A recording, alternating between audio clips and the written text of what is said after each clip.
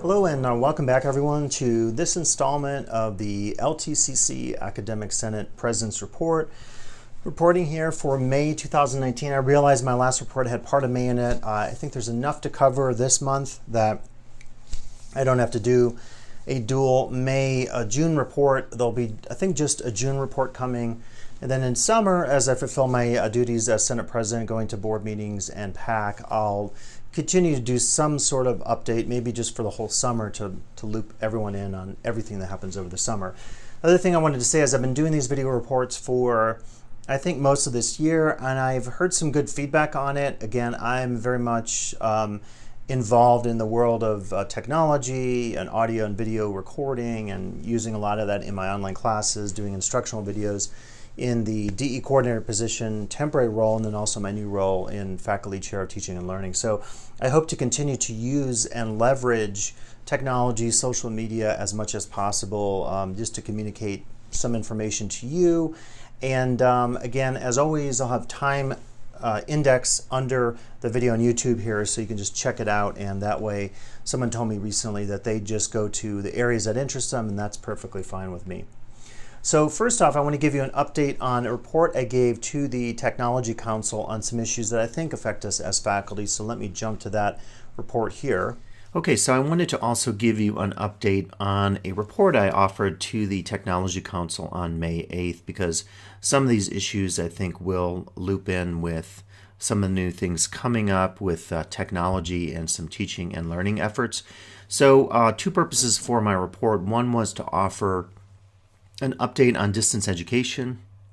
As you know, in the spring quarter, I've been filling in for Treva Thomas, our DE coordinator. She's coming back in the summer. So during spring, I wanted to offer an update on some of the initiatives and just where we're headed. One of the things I mentioned at the council here was that the DE program is very strong. As you know, online learning has really taken a footing here at LTCC, and our enrollments have continued to grow over the years. Canvas itself, I think many of us would say, is a very effective LMS, learning management system. It is really open in terms of all the apps you can use. You can customize it as you like. It has flexibility. And the number of bugs and issues that come up on a technological software side, at least to me this quarter, seem to be pretty minimal. We always have a few issues here and there, but Canvas is pretty responsive, both in terms of the community out there where you can give advice on new features and beta testing ideas, and also from the staffing side of Canvas, where they seem pretty proactive and responsive when we have issues and concerns, and those are sent to them. The other thing to mention about Canvas is that many of you use it even if you're not teaching in the DE format. So some of you use it for your face-to-face class as a supplemental shell. Others use it even in ISP, and even though the students cannot access, in the case of ISP, those Canvas shells at the moment, many of you like the grading system within Canvas, and you use the gradebook. I know quite a few people set up their modules or their grading system to have extensive SLO assessment information, so that when you go and do your SLO reports, it's fairly easy to do that because you've been keeping up the whole time. So I think just overall good news in terms of Canvas and its effectiveness for us at the institution. On the horizon, I think we're continuing to talk about more DE resources. This could be further resources within your Canvas shells. It could be more trainings, and I'll talk about that a little bit later in terms of my new position as faculty chair of teaching and learning. I know when Treva comes back, she's very proactive, and she might likely have some new information to offer you as well. So you can just hold off a little bit and see what's coming. I've been trying to do some short videos for you on some different topics. For example, a recent one I've been working on is specifically focused on dealing with student discipline or challenging students in your GE class. So be on the lookout for more of those coming up this quarter in spring. This was a recent one I did on effective instructor presence. So this particular video focuses on how to increase your level of interaction with your students in the DE class within Canvas. So some tips on that. And in all cases, I welcome via my YouTube channel, when you watch one of these videos, I offer that you could give me advice and give me your feedback on what you think about some of these issues. I just mentioned here the student conduct video is coming out shortly, so look out for that, and I will likely do some trainings next year with my new teaching and learning role that will focus on these and many other issues. Now, one additional thing I wanted to talk about here is through my new teaching and learning position, I'll be offering a series of instructor onboarding training opportunities. What's pictured on the screen here is an early draft. I was looking at a company that does apps, and they're very easy to use, and I'm still thinking about this, and I know I'll have to have a conversation with the senior leadership to see if we could support something like this. But basically, my vision for this would be an app that would house all the teaching and learning resources, so any of you could use that. And then if you're a new instructor, you could actually log onto this app, and when you onboard, you would, somewhere within the app, and I haven't done this yet, there would be a drop-down menu. And then what would happen is you would choose at that point of seeing the menu, are you a face-to-face instructor, DE, or ISP? And then my idea behind this is to do some video shoots on campus to introduce our new instructors to all of our various offices, human resources, instruction, ISP, and so forth. And so the virtual onboarding, particularly for our ISP and DE instructors who are not local and who will not come to campus to get their onboarding, this would allow them an opportunity to feel a little more connection to the social institutional fabric of LTCC. So I will continue to pilot this and work on this and get some information, but it's an idea I have out there for the new position, so I thought I would just mention it to you. If you have any ideas about it, you could certainly drop me an email at the college. The other thing I think is important, just in terms of DE instruction, in terms of my new position and working on some of those efforts, is that opportunity to leverage social and multimedia. Recently, President DeFranco offered a video on the spring position announcements. That's an example, I think, of using video to maximize our internal communications, our branding, our external marketing, and so forth. And I think it will be particularly important for us moving into the future. And one of the things I mentioned to the Tech Council is that I'm very embedded in both the worlds of social media and technology, including instructional technology, multimedia on the web, and so forth. So I hope to bring that to this new position. I think connected to that, when we look at our new MetaMajors, and I think the effort was great in terms of rolling these out and getting really effective MetaMajors that were designed by a graphic designer. We had a whole team that was meeting for a period of months trying to look at individuals to hire, firms to hire. We had a lot of give and take back and forth between the designer and us when we finally hired him to work on these MetaMajors, to think about something that would look effective and would have visual appeal, and also communicate very visually, of course, what each MetaMajor entails. And I think we definitely achieved that. Now the future will involve web components. So one idea that Diane Lewis in marketing has is a student would log on to the LTCC website. He or she would click on that MetaMajor, and then there'd be a series of drop-down menus that would offer the degrees, certificates, career information, and so forth relative to each of the 5 MetaMajors. So I think you'll see that in the future. So be on the lookout. I know as we do all faculty days, convocation, we'll have future opportunities to really pilot some of this and develop it in combination with our various resources on campus, our external graphic designers, our marketing team, our faculty, and so forth. So look out for that. Relative to the MetaMajor, you know, Advance has done some great work rolling out the Tahoe Career Connect. If you get a chance to look at this, I do recommend that you try it out. It's very cool, it's very intuitive, and I think it offers students an opportunity to really think about careers programs, career assessment, and so forth. So as we roll out MetaMajors, we definitely will need to pick up on this career information. We recently had a spring all-faculty day in which we had some very good initial conversations about how to bring in career data and career information to all of the MetaMajors, not just, say, some of the career and technical ones, all of the MetaMajors, in terms of talking about how students can get career information and really be on a pathway for success in terms of their future opportunities. The second thing I wanted to mention that I offered to the Technology Council was LTCC's efforts to develop the CTE De Grant. And this is called Improving Online CTE Pathways Grant. It was a team of quite a few people. I was also a part of that team.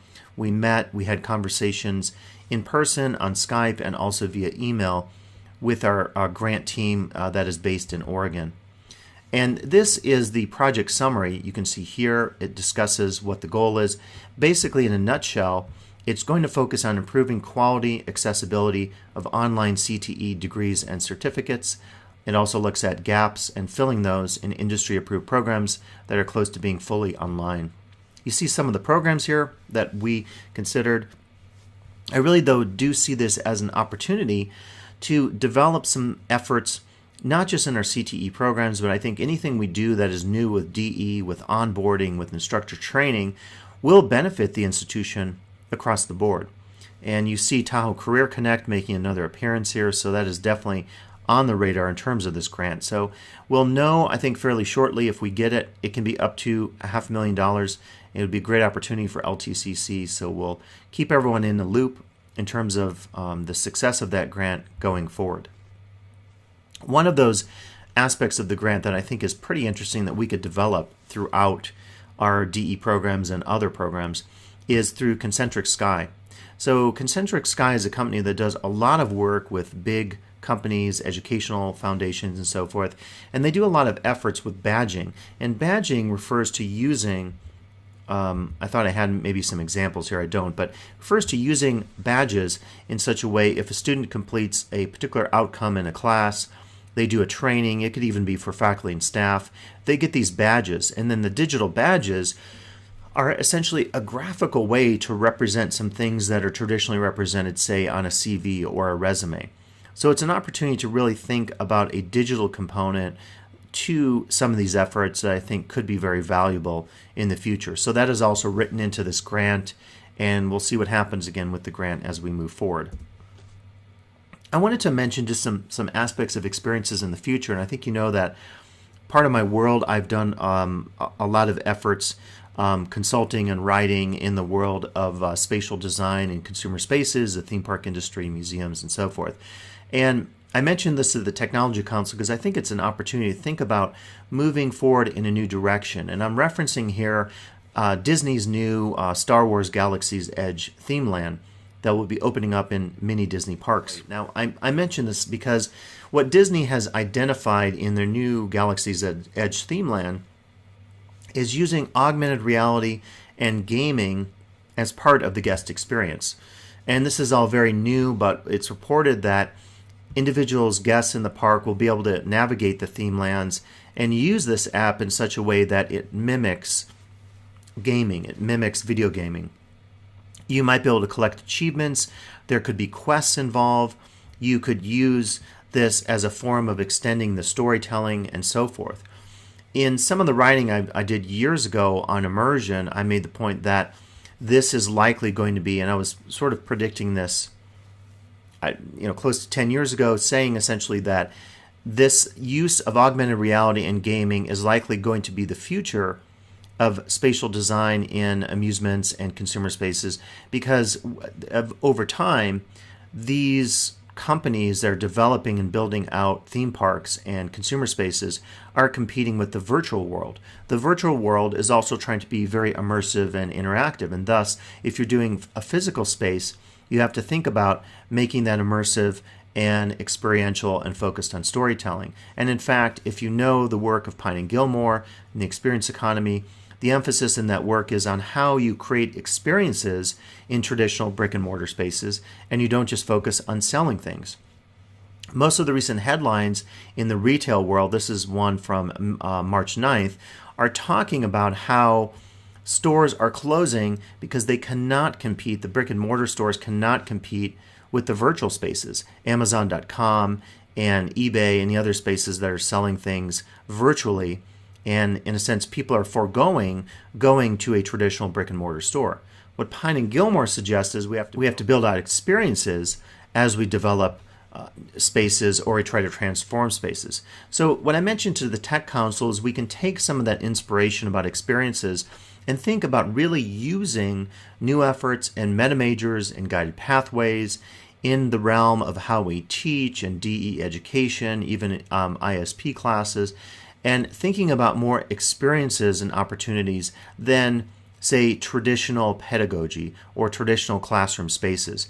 I'm not really going to suggest what this might look like, because this is something that could co-evolve with all of us if we chose to go in that direction. But I wanted to mention it because I think experiential design is really where brick and mortar stores are headed in terms of thinking about transformation and competing and so forth. Now you might be saying, well, we're not in the consumer business, but we are in competition. The for-profit institutions, fortunately, many of them have fallen into disarray, and I think what the for-profits were doing traditionally was not really education, was not really an opportunity for students to be empowered. It was more about taking advantage of students. If you remember all the scamming that happened with some of the for-profits in terms of financial aid.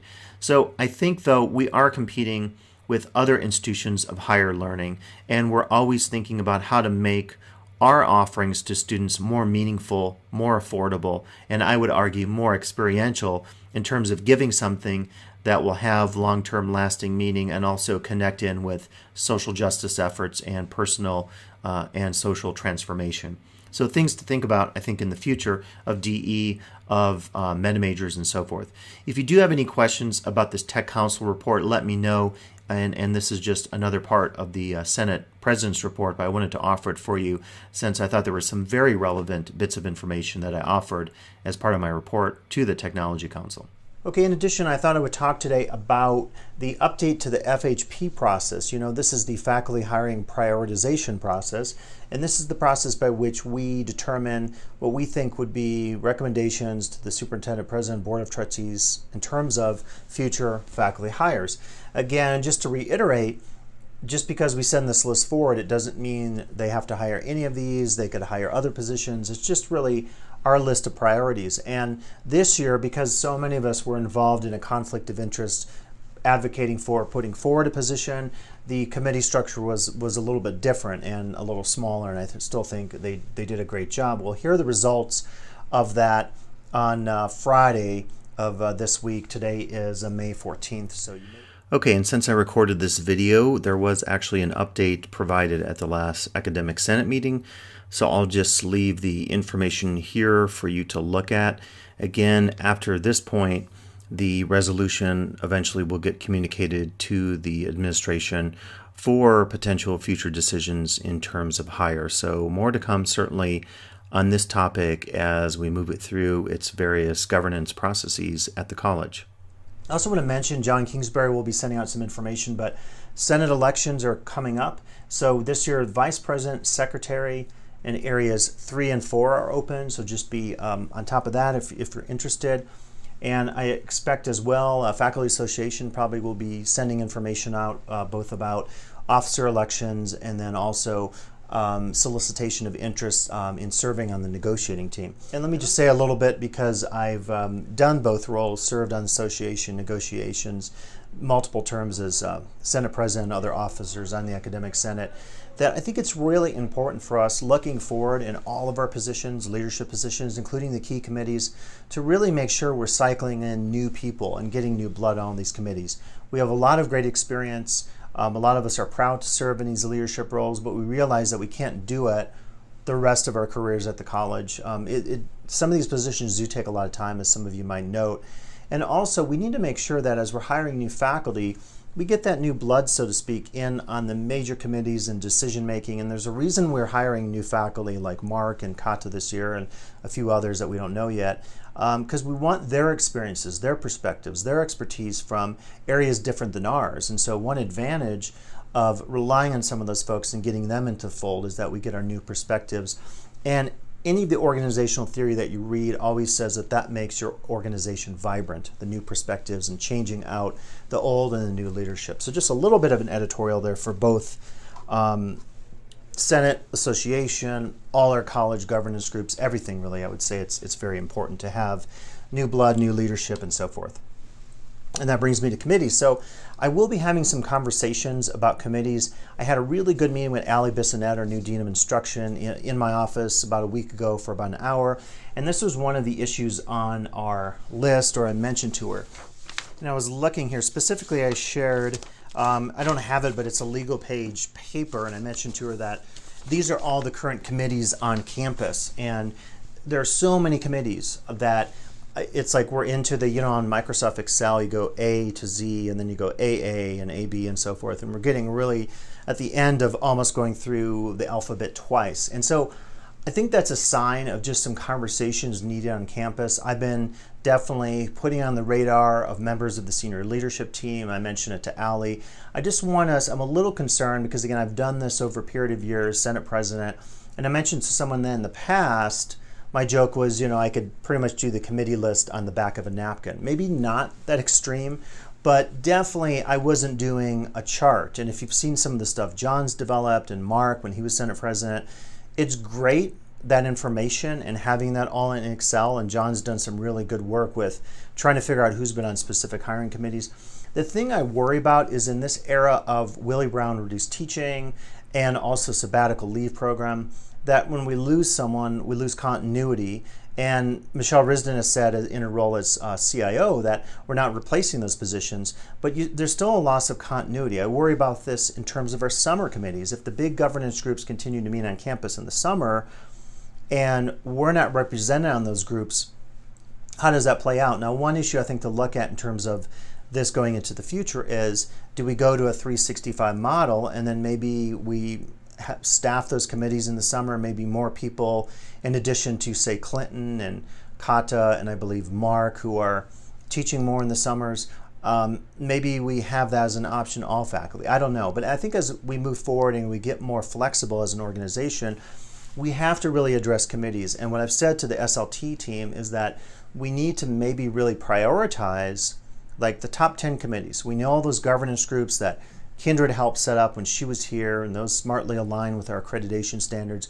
But we have a lot of other committees. We're adding committees, the Archives Committee, the ISP Committee, and I appreciate all those committees, don't get me wrong, for those of you who took the initiative, but from a pure practical staffing standpoint of trying to get bodies on committees and try to make sense of it, try to make it equitable. In fact, a faculty member asked me today and said, what's the purpose of the number that we assigned? And the theory on that was we were trying to assign a number to track the workload responsibilities and achieve some sort of equity among the faculty through the committee work. One of the challenges with that is, you know, you can't perfectly get that to a numerical indicator. It's really hard to do that, or a measurement.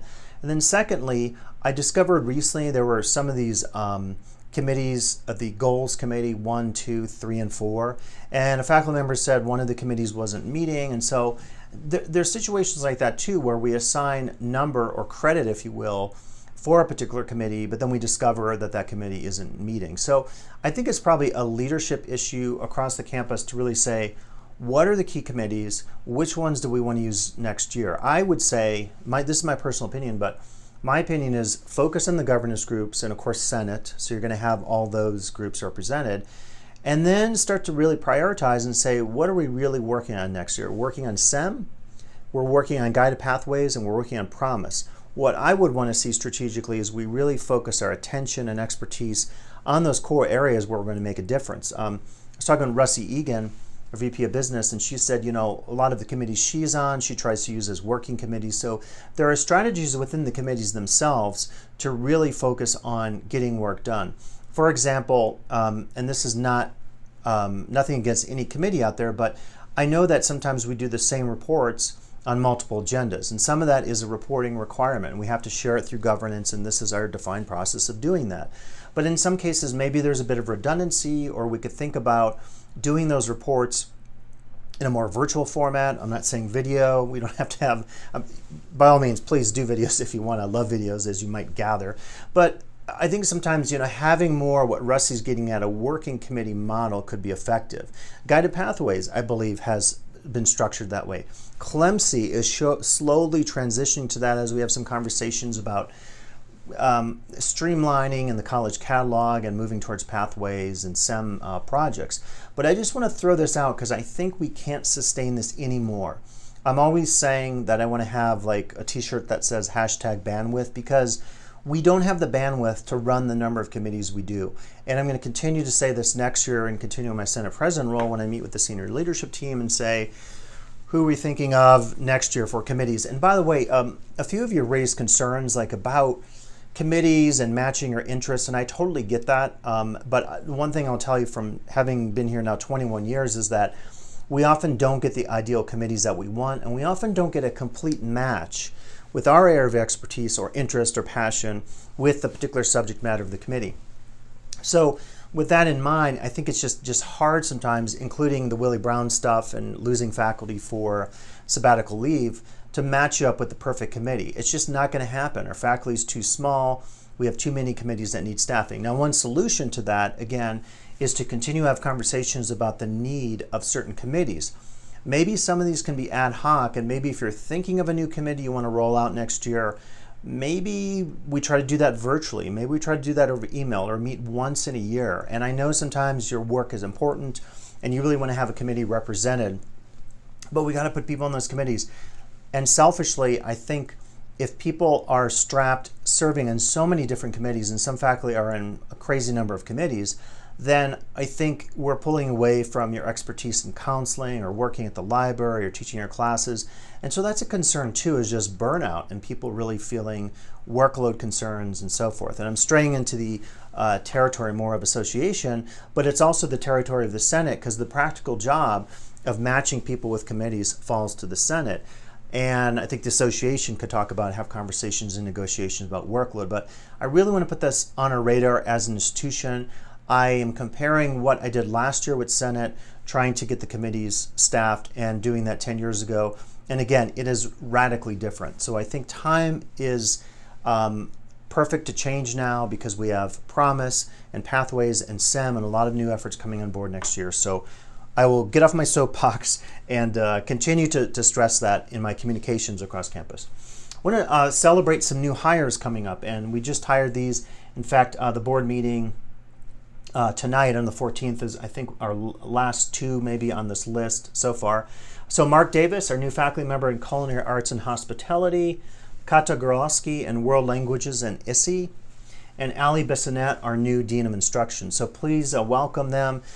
Join with me in congratulating them. They're super talented and exciting, and had a chance to serve on some of these committees and know some of these individuals really well. And I think we're just in really good position next year in terms of our new faculty and administrative hires. So please welcome them.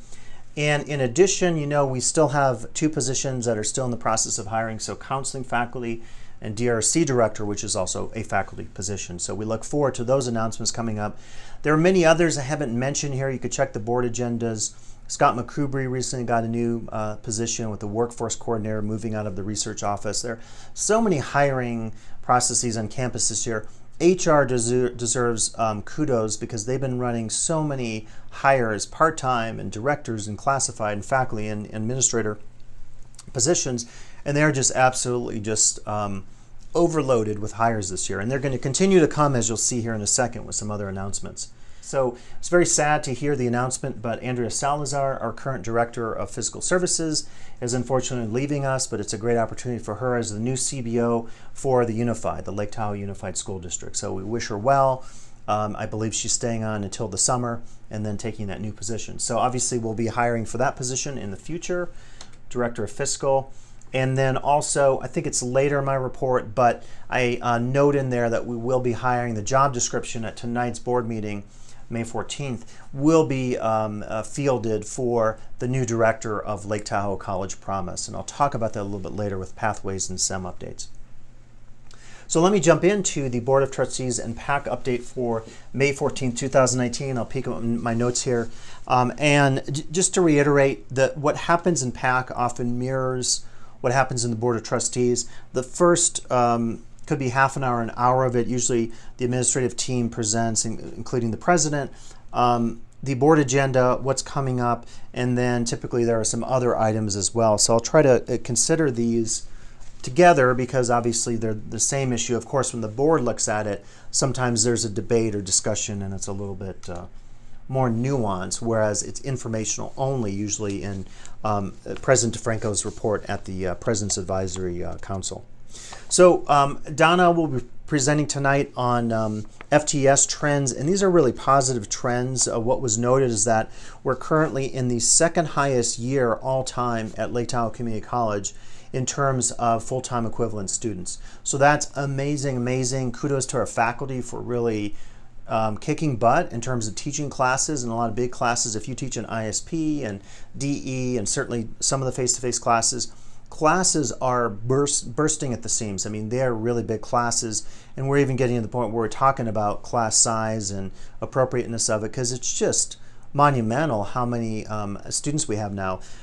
President Franco indicated it's a plus 200 full-time equivalent students from last year, so really good news. And he also made a point that we're one of the few community colleges in the state to have enrollment growth, whereas a lot of colleges are seeing decline, and he mentioned some stuff happening at Foothill and De Anza College. Now, of course, we all know the bad news. That's the good news. The bad news is our funding formula is radically changed, so we're no longer funded solely on the butts in seat or people in seat model, and that's kind of radically changed. I just saw today that the FAC, the Statewide Faculty Association, took a no confidence vote in the chancellor, in part related to concerns about the new funding formula. I was really surprised to see that. I just saw an article on Inside Higher Ed about that. So more to come there at the state level. I know there's a lot of concern about districts like ours that have unique scenarios where we're a dual state model in terms of our Nevada enrollments and transfers to UNR and the bi-college kind of stuff, so bi-state college issues. So I think going forward, probably at the state level, we're going to see more leadership and conversation and probably some pushback in terms of the funding formula and how it affects colleges across the board. So, but good news, let's take it as good news going forward with our enrollments going up. Report on residential housing. So the board is looking at a lot of options. The current model that is going to happen, and what the date I'm getting is August 1st rollout availability, it will be a 30-bed unit that I think is one of these conversions, and then there likely will be some staffing on campus to help coordinate this. And one thing I think we're all in agreement about at LTCC is that we need affordable housing. The levels of gentrification, the fact that so many new projects going in are focused on these $1 million condos and so forth, that doesn't help our average student. When we loop in our efforts with equity and what's going on in the equity office, in the food pantry and real cost of college initiatives across the state, we have to be very aware that we live in such an expensive part of the state and part of the country, and we need adequate residential housing for our students, for athletes, and so forth. So what's also in the works, and President was saying that this could be a 5-year down the road thing, is in addition to these shorter term solutions, there's a concept out there for a tiny house model actually located on campus. Again, that could be 5 years from now. And it makes me think of, there's all those, if you're stuck on HGTV like I am, I have the app on my smart TV, and I love there's like multiple shows on tiny homes. And so I think it's pretty cool and hip that we're talking about joining part of that very environmentally sound, sustainable movement we see throughout the United States, and this growth of the tiny house movement, which I think is a really awesome model. What I'd love to see in the future is, as we build out more residential housing, through our new efforts with Mark and culinary, we bring back the vibrancy of the on-campus culinary program, if it's fiscally sound. When we tried that in the past, we were always a couple $100,000 in the hole, in the red, so we don't want to go back to that. But I think if we can do something fiscally that makes sense for us, that could be a nice component to combine with on-campus housing as it develops in the future, perhaps through the tiny home model. So I love that idea, and let's continue to watch out for that. There will be an update tonight, I believe, by Al on the TTD Mobility Hub. And again, the Mobility Hub is our new electric bus project, and you see all the work going on campus. And presumably that will be done and on board in fall, ready to go. So that's kind of exciting.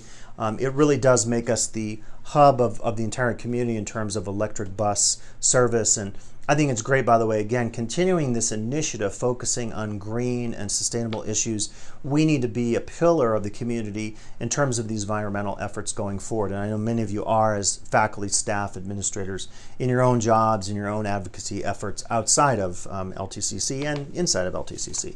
So good news on that. Staffing changes. Excuse me, I'll read off the notes here because a lot of this is in flux. So there will be at tonight's board meeting changes in the outreach and also the dual enrollment positions. There is currently about 70 full-time equivalent students in dual enrollment, so that program has grown. Some changes also in the international student program coordinator position, extending the interim position for 7 more months with the revisit in October. So one of the things we discovered, you saw this in ISP. ISP started really small, and then Shane put in a request and asked for a full-time position. The college set some metrics on that saying you have to hit a certain number of students and other issues. And by achieving those, then you can grow the program and make the argument for increased staffing or changing a position from, a part-time position and moving it to full-time and so forth, or increasing the amount. So exciting news there.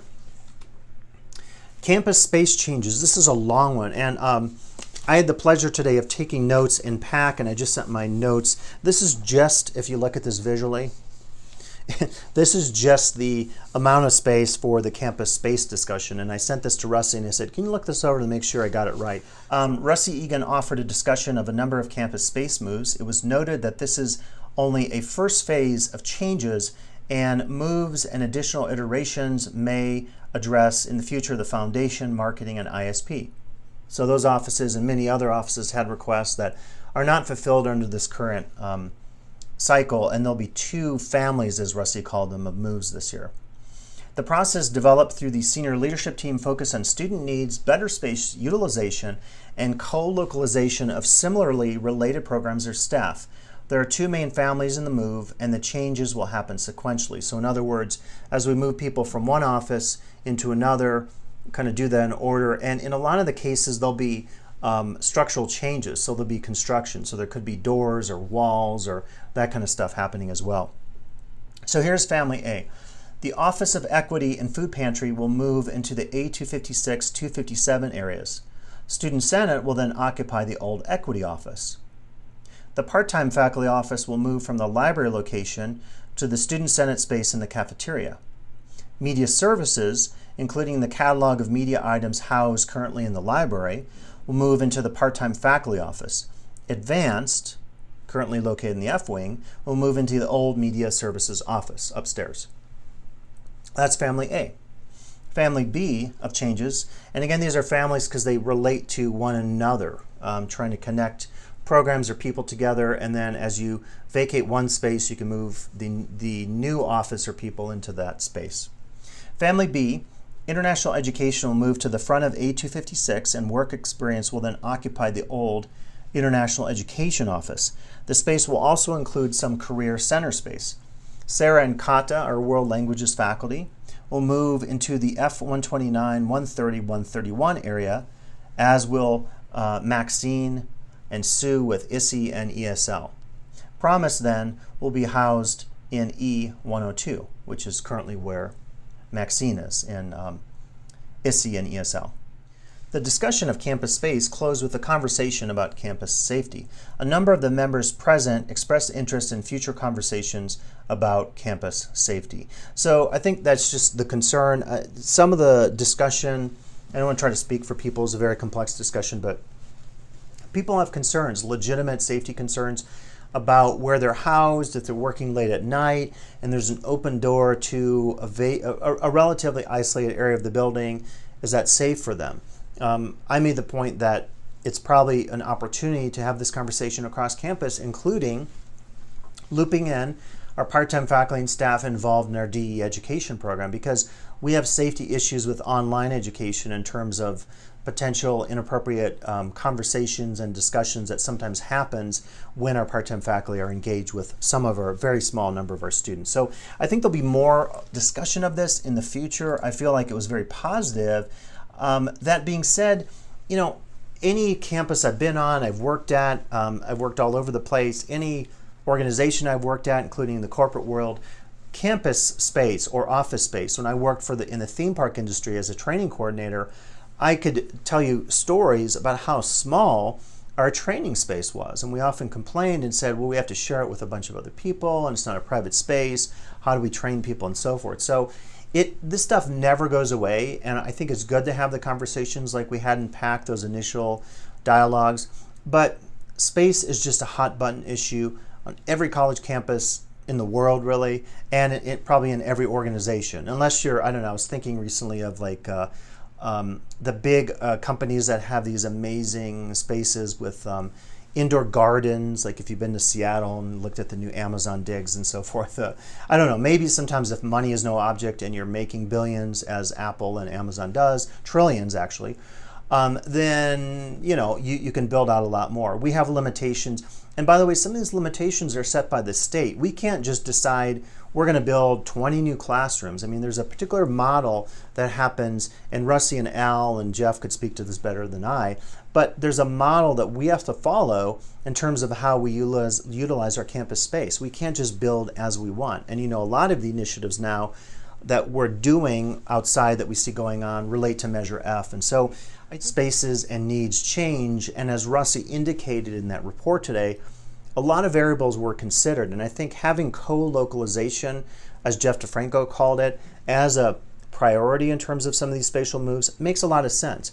We really want Kata and Sarah as world languages, and Maxine and Sue with the ISTE side of that and ESL kind of being together, because it makes a lot of sense that they can coordinate and so forth. I think as we move down the road towards the idea potentially of faculty suites, that could also be interesting, where we take our meta majors and we start the group offices based on any full-time faculty or staff or even part-timers who are available, really be able to work in some of those areas on campus. And I'm going to say more about meta majors in a second, so I should save that. And actually here we are. So this is my part of the report focused on SEM and guided pathways. And I'm doing a separate video on this just for some of my DE and FCTL efforts. So I think I'll keep this rather brief, and you can check out that other report as well. So I want to give you an update just on the process. So SEM, again, refers to Strategic Enrollment Management. We've been part of a year-long grant. It's culminating this year. And it's been a really amazing process. A lot of you have been in faculty days or meetings or conversations, even virtual ones, with Mandy and James, our two wonderful coaches. We have a team dedicated to this, some of our student services counseling faculty, myself through the Senate, administrators, directors, really cross-functional team working on this. And it's been really great doing this, having a small role to play in this, because I think what is happening is we're beginning to understand that we can no longer do business as usual in terms of offering every class under the sun, or we can't just offer things randomly without thinking about consequences, without thinking about needs of students, without thinking about vitality of certain course offerings, without thinking about that whole project that we did that involved creating a grid. And this happened over, I cannot tell you how many meetings. I mean, I had a little bit of reassigned time myself to continue work on this when I was the FOSA back filling in with Sarah for Michelle in winter. And there was just so much to do that we said we got to continue this. And so this has continued to evolve. Michelle Risden has been working with Adam and others to try to develop a tool out of this where we can see GE areas of competition. Natalie's been amazing rolling some of this out, where she's created some additional spreadsheets and has been able to say, okay, these are our night offerings, these are our day offerings. What are classes that our student athletes need and that are impacted, and we have to think about creatively blocking schedules and so forth. This really does set us up for the next iteration, which is continuing into guided pathways and promise, because if we have all our ducks in the row in terms of figuring out what classes to offer, and by the way, we have to look at these orange classes. And I have some as well. I'm not picking on programs. I've got some Anthro ones I'm going to talk about. And these are classes that haven't been offered in a 3-year cycle. So the question becomes, as we look at this, as we go through the catalog, through our CLEMC processes and our other governance processes, we have to really say, why do we have a class that's an orange indicated class, not offered in a 3-year cycle? Why is that even in the catalog? Truth in advertising should apply, and we might have the conversation that it's high time to start thinking about pulling some of those classes out. Many of you were at the eLumen training, and I think eLumen is going to streamline a little bit of the stuff that Terry and others are involved with in instruction in terms of curricular changes, and that's going to be very relevant to what Curriculum Committee does, CLEMC, and many other governance groups on campus. So this has been, I think, a big accomplishment. It's not done, but it's step one in really saying, what are some logics that we can apply to looking at enrollment, class offerings, and so forth. And I'll put up here on the screen an image I have of one of these planning sessions from working on the schedule, the 3-year schedule, that set a series of principles for us. And I just grabbed here, if you get a chance, we'll be presenting this at our final convening of SEM at the end of May.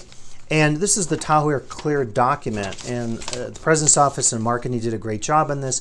And this indicates here some of these scheduling guiding principles, and I won't read all these, but for example, consider student needs first, use student demand information, commit to time blocks, commit to a balance or create a balance of face-to-face and online options. So these are principles that we can take forward from the SEM project into curriculum committee, into scheduling, future scheduling decisions. And I won't be involved in that in the future. Someone asked me in my new role, and I won't be involved in that. But as the deans, as the administration, instruction office staff are involved in that, I think it'd be a good opportunity to really think and continue to apply these principles.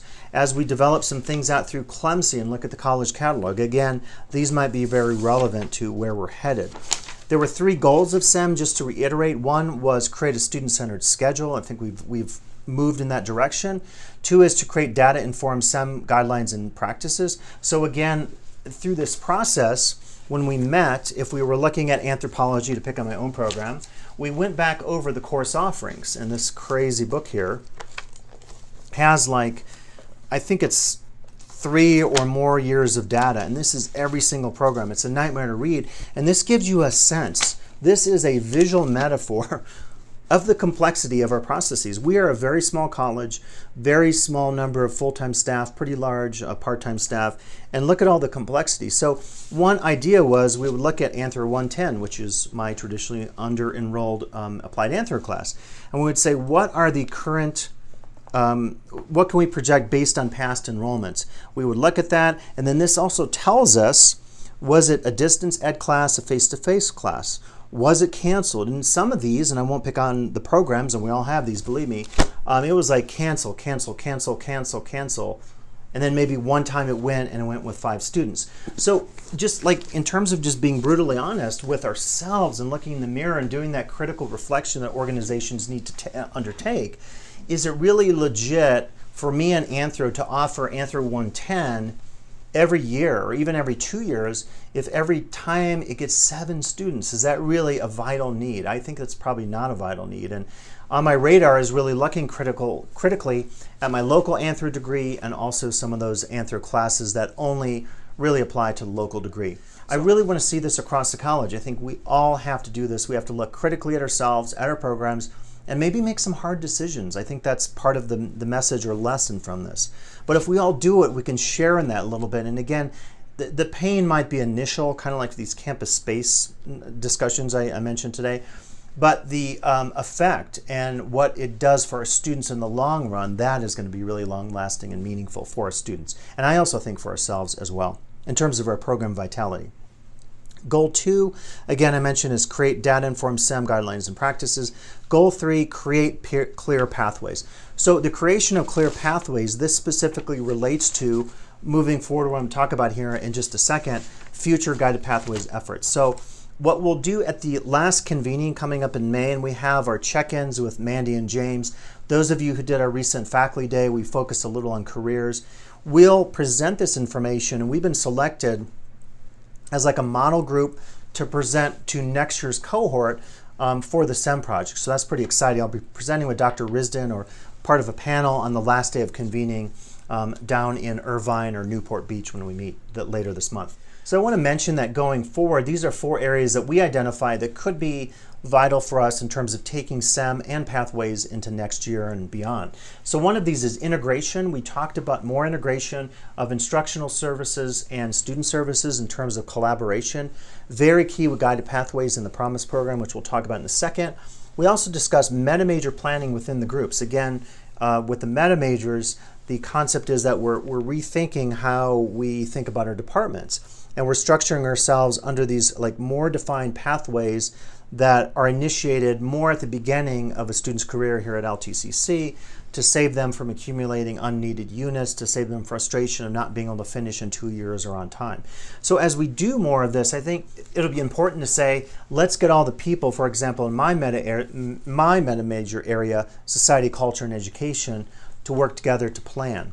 So having Beth and Christina and JD and perhaps Melanie through her background in social sciences participate in conversations and then do planning at that level of the MetaMajor and then move that outwards and do some connection and cross-functional stuff between the MetaMajors.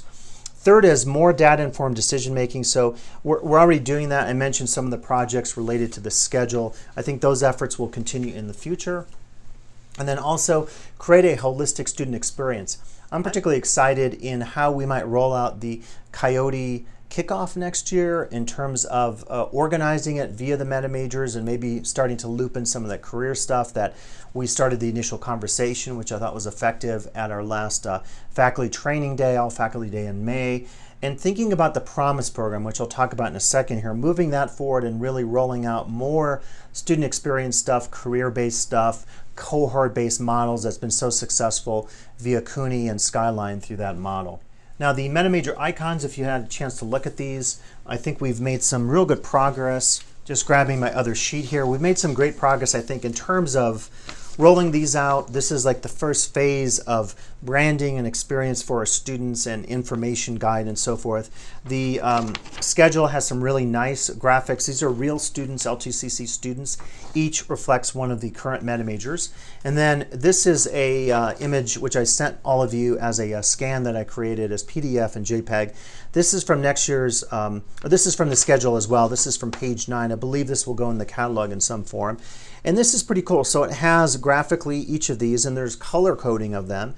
And then also it has these emotive words next to them. So for business, it's build, lead, invent, and so forth. And this is a way to guide students towards a career and MetaMajor pathway such that, again, they feel like they really have an affinity for something. They explore a little bit, and then they get onto a path, and they stay on that path. Those of you on the Guided Pathways team know the lingo and know what this means. We have to do a little work, I think, next year in communicating this to the outside community, to our new students, to make sure everybody understands what Pathways is, what a MetaMajor is, and really work on that like marketing and branding side. But I think it's pretty exciting where we're headed with this. I think we're charting into new territory, and the feeling is with the SEM project, we're ahead of a lot of schools, and I suspect with Pathways we are as well.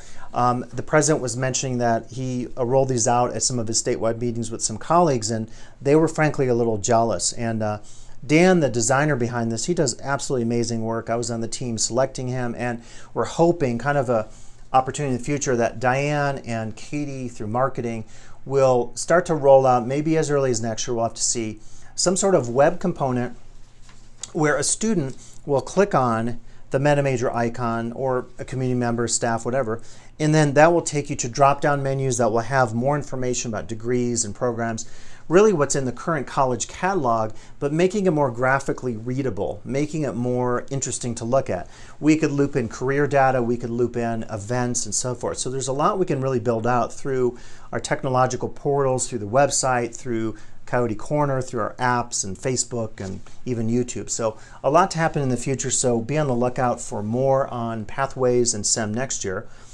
Wanted to mention Promise is a component of this, and again, the Promise program is a grant that we successfully received. Jeff, Christy, and Jonathan all went to CUNY to workshop, and they met with some members of the Skyline college community as well. And they've been adopting the CUNY model to great success. And so just what's happening in the future is that we'll be hiring a director of the Lake Tahoe College Promise program. Again, that director will be housed in the E102 area, so they'll be responsible for really working with the cohorts in conjunction with the staff in the One Stop and student services and the counselors and so forth. And then secondly, we'll be piloting a College Success for Promise students course. I asked Jeff at the last SEM meeting we had, I said, can you give me a sense of the commitment to this next year? Are we going to try it or not? And he said, let's go for it. So we got the green light from Jeff, and the reason I was asking is, as part of my role as FCTL, which I'll talk about at the end of the video here, I'll be heavily involved in coordinating the class, maybe teaching some components of it. And just to give you a sense of what this might look like, we still have to build out the curriculum. This will be a class that all of the new Promise students will take, and it's a cohort-based model. And just talk to Jeff for like 5 minutes in the Commons, and he'll convince you of the value of this in like 3 minutes, because I think he has the data and he's seen this through experience and his liaison work with other CEOs and other members who have been involved in the CUNY or Skyline version of this. Is that if you work as a cohort together, your retention, your student success goes up dramatically. So the theory behind this is we'll build out a series of modules. And again, we're thinking, we may change the title, but College Success for Promise Students course. So it'll be called something like that. Probably be 2 units. We're thinking 2 hours a week. We're already scheduling the time blocks for this. And there'll be a series of modules. And I don't want to mention maybe all the modules here because I don't want to commit to people who probably are related to this, but I'll just very generally say things like technology, online education, skills, how to interact with faculty members, how to use office hours, plagiarism, how to fill out a FAFSA, financial aid, tutoring, careers, campus events. We threw out a lot of ideas in our conversations, and some of this carried into the faculty larger group. This was first in our small group discussion. We met the Thursday before the all faculty day for about pretty close to 8 hours and worked with our SEM coaches, and this came out in the last couple hours or so of our conversation. So I'm really excited about this. I think a cohort model is totally where we need to go. We're talking about then also peer mentors. And the peer mentors would be 5 of those, each for a MetaMajor. And the peer mentors would be a student who has persisted and has been successful in one of the 5 MetaMajors for, let's say, 2 to 3 years. And so the idea behind it is they will help lead the new Promise students along. And it's a nested cohort model. So that means if you have 100 in the first year, and then you pick up, and some of those students you retain into year 2, 70 students, and you pick on another 100 students, you start to build so at any time you could have a couple hundred students. And so it is definitely a workload issue. Again, I know everyone is busy on campus, so having a dedicated director and spaces and counseling and a class, I think it's going to make a lot of sense as we roll this out. And to be quite honest, as we experiment with some of this stuff, one of the things I like about the colleges, as I'll talk about in my new position, is there's an encouragement to try new things and to go into some new territories. And sometimes at first it seems a little like, wow, can we really do this? But I think what we need to model is that spirit for Promise, for Pathways, for SEM. Because if things don't work initially, we can adapt. We're a very nimble organization. We have a president who's very committed to thinking outside the box, and an admin team and faculty as well who are very creative. And if you combine all those together, I think then you have an opportunity to really try some things out, adjust and be flexible on the fly if things don't work out as you first imagined them to work out. So more to come on this. Just have this on your radar, and I will definitely connect with some of you out there trying to build out the college success class next year. Likely we're going to do this for fall. Okay, so I wanted to mention then the last thing is this new position. You probably heard about Jeff roll out a video. There was also an email. And so I'm going to be doing this new position, this pilot position next year called the Faculty Chair of Teaching and Learning. It's a brand new position. The dynamics of it and how it came to be, I'll refer you to Jeff's video and also the email because there's a lot to that. But I think what's really cool about this is there's an opportunity to use some of my skills to help support many of you out there, whether you're teaching part-time or full-time. A lot of this position is going to focus on onboarding. I have some ideas. I don't want to mention those yet. I haven't gotten commitment for this, but I have something pretty exciting planned with video and apps for our part-time onboarding via our face-to-face instruction, ISP, and also DE.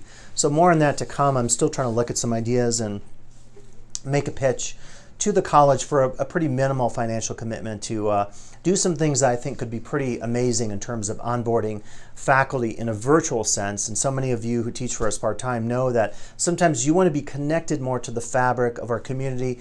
There are going to be opportunities for you to do this. One of the things I'm going to be doing in my role is doing some brown bag seminars. And so if you're teaching for us face-to-face, you're on campus, you can come in, step in, and we can work on some issues together, either in my office if it's a small group, and I will be rearranging this, getting some new furniture and other stuff to make it look more like a faculty training space and a seminar space, and then we'll do the bigger ones in a college classroom. One of the things I will be doing though is simulcasting these live on YouTube, and so you can type in and you can express your comments and ask some questions, and then I'll archive them on my YouTube page so you can come back and watch these and we can continue to have a virtual conversation about some of these issues. I really want to reach out to those of you who are not physically connected to our community, but you are a part of our community. You're part, really the backbone of the most classes that are taught at this college. Most classes are not taught by people like me, full-time faculty, or taught by part-timers like you if you're teaching part-time. So I want to really focus on this role in connecting and doing onboarding with our part-time faculty as well as our full-time faculty. I want to do more efforts in liaising with our department chairs, and they're the ones really able to say what should go or what shouldn't go in terms of teaching techniques and learning issues in the classroom and space needs and distance learning and campus technology and all that kind of stuff that happens really on the front lines in terms of instruction and what faculty do on a day-to-day basis on this campus and also virtually and through ISP, through DE and ISP. So I want to really use this new role as part of a new commitment or a sustained commitment to focusing on teaching and learning issues. I think if you know my personality, I'm pretty much a straight shooter. I'm very honest about stuff. I try not to promise things I can't deliver.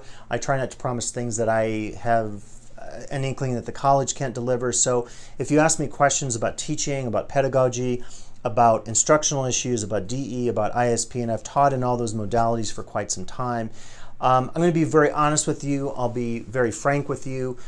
Feel free to be the same with me. We can have confidential conversations about some of these issues. And by all means, I really want to use this as a creative opportunity to engage and to have conversations and to really energize all of us in important focus on teaching and learning issues at the college. After all, as faculty, that's why we hired in, to teach, to counsel, to work in our libraries and other offices in ways that only we can work as faculty members, because faculty members bring such a unique voice to the picture, to the table, in terms of a lot of these areas we talked about today. Guided Pathways is only going to work if we have faculty buy-in and faculty say on all the teaching and learning components of this. So as much as possible, the stuff I've been doing in the past through FOSA or other special projects, I'll like to continue to do if that's possible, but mostly if that links in with teaching and learning. There'll be additional conversations in the future I'll be having with some members of the senior leadership team to see what makes sense, to see how to roll out some of my role, how to organize this office, doing these videos, some of my ideas for onboarding. But hopefully you'll see me as an advocate for some of your concerns out there. Again, I really want to push the virtual telepresence bit of this because I don't think we do enough of that. And that's one clear way that I can connect with you if you're not available to come to campus for a meeting. If you are on campus, you can always stop by my office at B101A. If not, you can connect to me via Skype, via email, and through some of the seminars I'll be developing through the virtual platform of YouTube. And so I look forward to working with you in some of these efforts in the future. I've enjoyed teaching a number of years. I will still have a small teaching load and be doing some of my typical duties and even maybe department chair. This is still in conversation. So my contract is still a faculty contract. It'll be a 200-day contract, so you'll see me around for an additional 23 days, likely in the summer, leading up to convocation or maybe in August and so forth, getting some of the planning efforts going for next year. And by all means, as you might notice, I really got to work on this office. If you've looked at these videos, someone told me the other day, they came by and they said, you need something besides a Monopoly game to hold up your monitor. So I'm going to really work on taking out a lot of this furniture, bringing in some new stuff and some new technology, maybe some office stuff. I want to have a video display board, a 4K monitor, so we can do some trainings in here. And I think you're going to see it's a pretty cool space. It's going to need a lot of TLC, so if you come by in the near future, you can wish me luck trying to get this office space rolling by fall. So it'll be one of my challenges. Okay, before we close off the video, I wanted to just go through a few more odds and ends that are out there. First off, thank you everyone, the board, the administration, for involvement in the Faculty Appreciation Week. It was also really nice to see the Classified Employees Senate pass a resolution showing their appreciation for the faculty. So I know all of us do appreciate all the kudos that were sent our way during that Faculty Appreciation Week. And related to this, we're celebrating Classified School Appreciation Week. So coming up in the next week, there will be a celebration and all sorts of events. So certainly we can take part in those and congratulate our wonderful classified staff. The Academic Senate, by the way, passed its own resolution, which I provide for you here. So again, it's really great news to celebrate our co-workers at the college. Now, there's also this item of faculty awards. So at the last Senate meeting, we discussed the call for awards for the Foundation's official award for part-time and full-time faculty. So please refer to your email for that. I set the deadline for the end of next week. So I believe that's the 24th of May. And then also there was discussion of a process of voting for part-time faculty as part of the Faculty of the Year that the students do through the survey system. So I believe that information will come back to us a little later in another form. I also wanted to remind everyone that the curriculum deadline is approaching, and that is June 30th, in case you are planning to work on some curriculum and finish it up. Also, I wanted to mention that the DE work plan draft, which has gone through its various committee cycles in terms of the DE workforce, and also collaborations between myself, Dr. Risden, and Treva, as I'm filling in for Treva this quarter. That will now be going through the Senate and the various governance groups, so be on the lookout for that as it comes around. And then lastly, a few people asked me about scheduling questions, the process for the give and take, the back and forth between the deans and the departments. I'm not aware of the timeline, so I would just request that you talk to your deans and get more information from them. Again, I was involved in the process through the SEM project, but that process or that project is coming to an end here at the end of the month. So any questions, please direct those to the dean. As always, if you have questions, please approach me confidentially or otherwise. If you want to talk about a concern related to the Senate, I'll try to answer any questions you might have. Again, as I always say in these video updates, this is not the truth of what's presented at a particular meeting. It's my perspective on something to really get the perspective that you might want. Read the agendas, listen to the board podcasts, talk to your colleagues at the coffee cart on campus, have conversations, and focus on the stuff that matters to you most and use it to empower your decisions or your work as a faculty member here at the college. So I will be back in touch again in June. Thanks for listening, and good luck with everything that you do as a faculty member. And thank you again for serving on all these committees. I know we've had so many hiring committees this year, and by the way, I have more to come. So thank you in advance for agreeing to serve in some of those additional committees that will be coming our way very shortly.